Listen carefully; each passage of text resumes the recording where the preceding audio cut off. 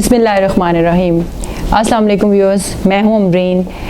اور آج میں تھوڑی سی اس حوالے سے بات کروں گی کہ جو کہ پاکستان کے سب سے بڑے صوبے پنجاب میں ایک تماشا لگا ہوا ہے مست سے۔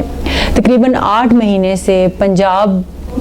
ایسا صوبہ ہے جو کہ پاکستان کی ایک قسم کی ریڑھ کی ہڈی کی حیثیت رکھتا ہے۔ پورا پاکستان پنجاب صوبے کے اوپر ڈیپینڈ کرتا ہے۔ آپ فائنینسز کی بات کریں، زراعت کی بات کریں،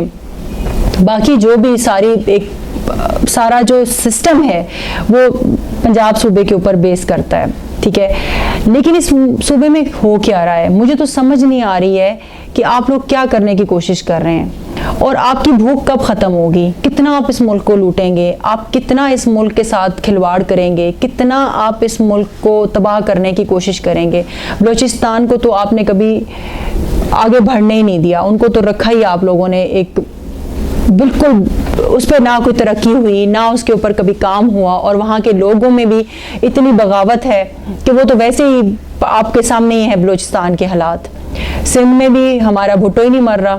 آج تک بھٹو زندہ ہے، نہ وہاں پہ کوئی ترقی ہو رہی ہے سوائے کراچی کے کچھ ایریاز میں، باقی سندھ کے بھی حالات برے ہیں۔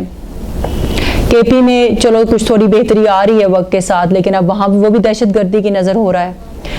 پنجاب ایک صوبہ تھا جس میں تھوڑی ڈیولپمنٹ بھی تھی، یہاں کے لوگ تھوڑے پڑھے لکھے بھی ہیں، یا ایجوکیشن کا ریٹ آپ تھوڑا سا کہہ سکتے ہیں کہ باقی صوبوں کی نسبت جہاں پہ زیادہ ہے، زراعت کا جہاں پہ بہت بڑا ایک مطلب ہمارا شعبہ ہے، ٹیکسٹائل انڈسٹریز یہاں پہ بہت زیادہ ہیں۔ لیکن اس صوبے کو باقاعدہ ہمیں تو یہی سمجھ آ رہی ہے ایک عام لوگوں کی حیثیت سے اگر ہم اس کو ڈسکس کریں کہ یہ باقاعدہ پلاننگ سے تباہ کیا جا رہا ہے، ٹیکسٹائل انڈسٹریز بند کی جا رہی ہیں، کیونکہ یہاں پہ اتنی زیادہ لاقانونیت ہو چکی ہے، اس صوبے میں قانون کی دھجیاں بکھیری جا رہی ہیں، مطلب اتنا مذاق مجھے سمجھ نہیں آ رہی آپ لوگ کیوں کر رہے ہیں یہ سب۔ شاید ہم کہیں سمجھ بھی رہے ہیں اس چیز کو کہ یہ باقاعدہ کیا جا رہا ہے، لیکن ہمارا دل ماننے کو تیار نہیں ہے، ہم اس چیز کو ایڈمٹ کرنے کو تیار نہیں کہ ہمارے ملک جس کو ہم اتنی محبت کرتے ہیں، جہاں ہم نے اپنی زندگی گزاری ہے، جہاں آگے ہماری آنے والی نسلوں نے پروان چڑھنا ہے، ہم اس ملک میں اتنی تباہی ہوتے ہوئے کیسے دیکھیں، ہم کیسے برداشت کریں کہ آپ ہمارے ملک میں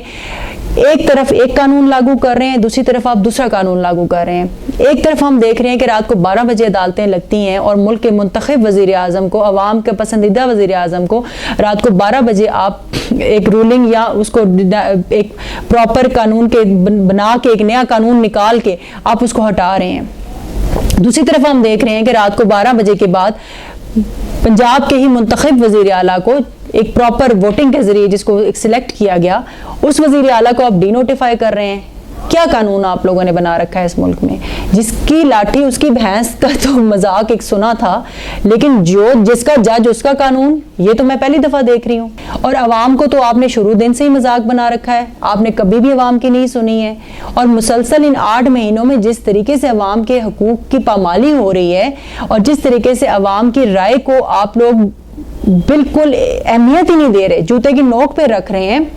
اس سے تو عوام آپ کے ساتھ کبھی جائے گی؟ آپ کیسے سوچ سکتے ہیں؟ آپ کو پھر تکلیف ہے کہ عمران خان پاپولر کیوں ہے؟ عمران خان پاپولر اس لیے کہ وہ عوام کی بات کر رہا ہے، وہ عوام کی تکلیف کی بات کر رہا ہے، عوام تو اسی کی طرف جائیں گے نا۔ آپ نے اگر اپنا امیج اچھا رکھنا تھا، آپ کو اگر عمران خان کا ایک کاؤنٹر نکالنا تھا تو آپ ایسے میجرز کرتے جو عوام کے لیے ہوتے،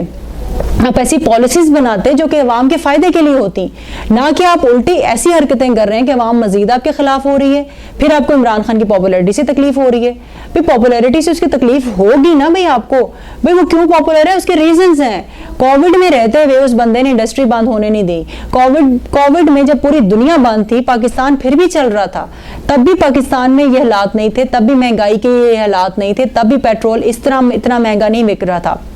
تب بھی لوگ کم از کم ٹھیک ہے ٹینشن ضرور تھی کووڈ میں، لیکن وہ عمران خان کی لائیوی ٹینشن نہیں تھی،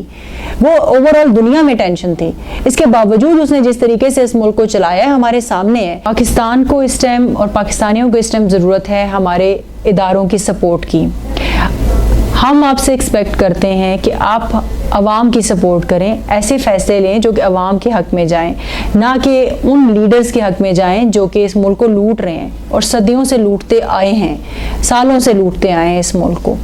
اور ابھی بھی لوٹ رہے ہیں، اور آپ کے ہر فیصلے ان کو سپورٹ کر رہے ہیں تو عوام کدھر جائے؟ اگر عدلیہ بھی یہی کر رہی ہے، عدلیہ بھی عوام دشمن فیصلے کرے گی اور ایسے فیصلے کرے گی جس سے عوام کو نقصان پہنچے گا تو عوام کدھر جائے گی؟ ہم لوگوں کی نظر آپ پہ ہے، معزز جج صاحبان آپ پہ ہے۔ اگر آپ 12 بجے عدالت لگا کے پرائم منسٹر کو نکال سکتے ہیں تو آپ اس ٹائم پہ پنجاب کے بحران کو، یا پنجاب میں جو آئینی بحران پیدا ہو چکا ہے، آپ اس کو کیسے نہیں کر سکتے ٹھیک؟ وزیر اعلیٰ کو کیسے ڈی نوٹیفائی کر دیا گیا؟ اس کے فیصلے کو واپس کیوں نہیں لیا گیا؟ اور پھر جو شرط رکھی گئی کہ جی وہ اسمبلیاں تحلیل نہ کریں تو واپس لے لیا جائے گا، یہ کیا بات ہوئی؟ آپ ہی تو کہہ رہے تھے کہ عمران خان سے کہ اسمبلیاں تحلیل کریں، اب جب اس نے تحلیل کرنے کا کہا ہے تو اب آپ کہہ رہے ہیں کہ وہ تحلیل نہ کریں۔ آپ پہلے سوچ لیں آپ لوگ چاہ کیا رہے ہیں۔